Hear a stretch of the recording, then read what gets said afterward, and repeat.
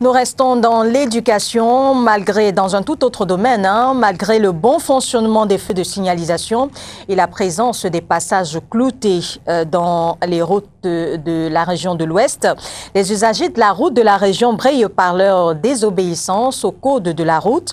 Mais le délégué de la jeunesse et de l'éducation civique de la région croit que rien n'est encore perdu et que le changement des mentalités est encore possible. Reportage. Environ 12 personnes sont victimes d'accidents de circulation chaque jour au Cameroun, soit une moyenne de 4700 victimes par an depuis 2010. Un des facteurs de la récurrence de ces accidents sur nos axes routiers serait le non-respect du code de la route. Dans la région de l'Ouest, l'excès de vitesse est très souvent noté au ralentissement des véhicules lorsque le feu jaune s'allumant traduit le passage du vert au rouge. Pareil pour certains piétons qui font fi des règles et se faufilent entre les véhicules. Bon, il s'agit effectivement de ces actes comme au niveau du respect des règles de la circulation, le désordre urbain qu'on a évoqué dernièrement. C'est un pan que vous savez difficile avec le phénomène de mototaxi. Mais nous nous battons au niveau des mototaxis pour les discipliner. Paradoxe de paradoxe, ceux qui se plient au respect du code de la route reçoivent insultes et sont même parfois à l'origine de collisions d'engins. Vous-même vous constatez que parfois, quand le feu vert donne, c'était comme si c'était à vos mains, prêt, pâté. Bon, et quand d'autres se décalent rapidement, c'est comme s'ils chassaient quelque chose devant, subitement, vous comprenez, dans les accidents, même dans le feu vert, quand il y a la priorité de partir. Et quand ils traversent comme ça avant de partir, ils ne regardent pas des deux côtés. En attendant que les usagers de la région de l'Ouest et du Cameroun en général prennent conscience de la place du code de la route dans la réglementation de la circulation routière, il est également important d'interpeller les autorités en charge du secteur des transports sur la maintenance régulière de ces outils et même leur multiplication. De l'ouest à l'est du pays, la fin de la région de la saison des pluies laisse des marques dans cette région, précisément au village Sontaï. Nous allons le découvrir tous ensemble. Les eaux du fleuve KDI sont sorties de leur lit, inondant ainsi le pont sur le fleuve sur l'axe Berthois-Batouri. Les usagers de la route sont alors contraints de payer pour la traversée. Gustave Epoch et Joseph Kémouni.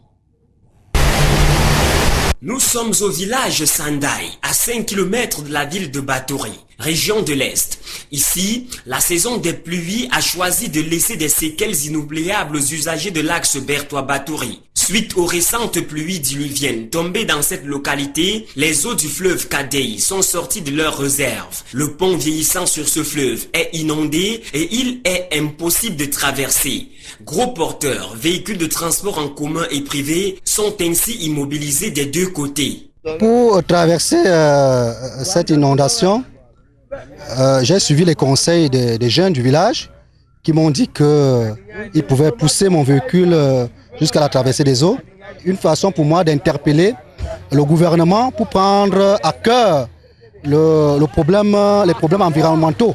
Parce que quand on parle du réchauffement climatique, il faut que le gouvernement puisse prendre vraiment des mesures conservatrices pour pallier à ce genre de situation. Quand on parle des sommets sur l'écologie, ce sont des choses déjà qui nous concernent. Voici une situation qui interpelle tout le monde.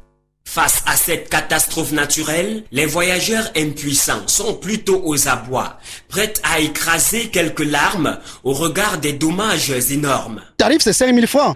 Donc j'ai dû discuter, ils m'ont dit, bon, avec 4 000 francs, ils peuvent accepter, mais ils demandent 5 000 francs pour nous aider à traverser.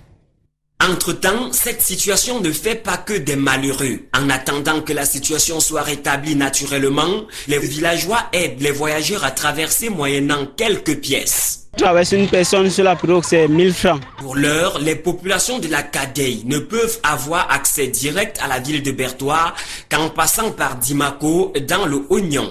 Inévitablement, le tarif de transport passera du simple au double et même plus par rapport à l'état piteux de la route suite aux mêmes précipitations. Dame pluie, quand tu nous tiens.